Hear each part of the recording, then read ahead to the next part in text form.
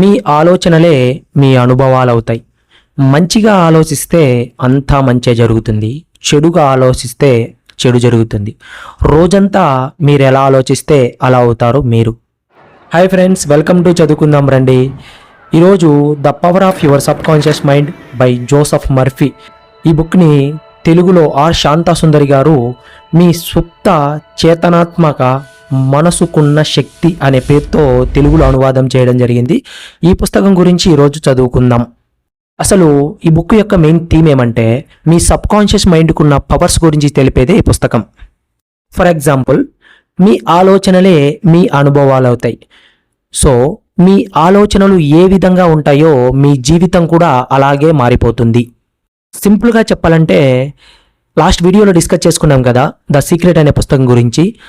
Same కంటెంటే ఈ పుస్తకంలో కూడా ఉంటుంది.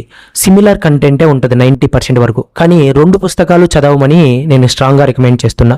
ఎందుకంటే ఒకే పుస్తకాన్ని సెకండ్ టైం చదవాలంటే చదవలేం. కాబట్టి ఇలాంటి మంచి విషయాలని పదే పదే చదవడం వల్ల అవి మన మైండ్లో స్ట్రాంగ్గా రిజిస్టర్ అవుతాయి. సో అవి మన లైఫ్కి ఎంతగానో ఉపయోగపడతాయి అనేది నా నమ్మకం. ఇప్పుడు సబ్ కాన్షియస్ మైండ్కున్న పవర్ గురించి చిన్న ఎగ్జాంపుల్ ద్వారా డిస్కస్ చేసుకుందాం. మీ సబ్ కాన్షియస్ మైండ్ వద్ద అన్ని సమస్యలకు సమాధానం ఉంది. ఫర్ ఎగ్జాంపుల్, మీరు నిద్రపోవడానికి ముందు మీ సబ్ కాన్షియస్ మైండ్కి చెప్పండి ఇలా, ఏమని, నేను ఉదయం 6 గంటలకు నిద్ర లేవాలనుకుంటున్నాను అని చెప్పండి. కరెక్ట్గా ఆ సమయానికి మిమ్మల్ని నిద్ర లేపుతుంది. ఇది నా పర్సనల్ ఎక్స్పీరియన్స్తో చెప్తున్నాను, చాలాసార్లు పనిచేస్తుంది ఇది. సో మీ ఆలోచనలు మార్చండి, దాంతో మీ విధినే మీరు మార్చుకోగలుగుతారు. So always think positive.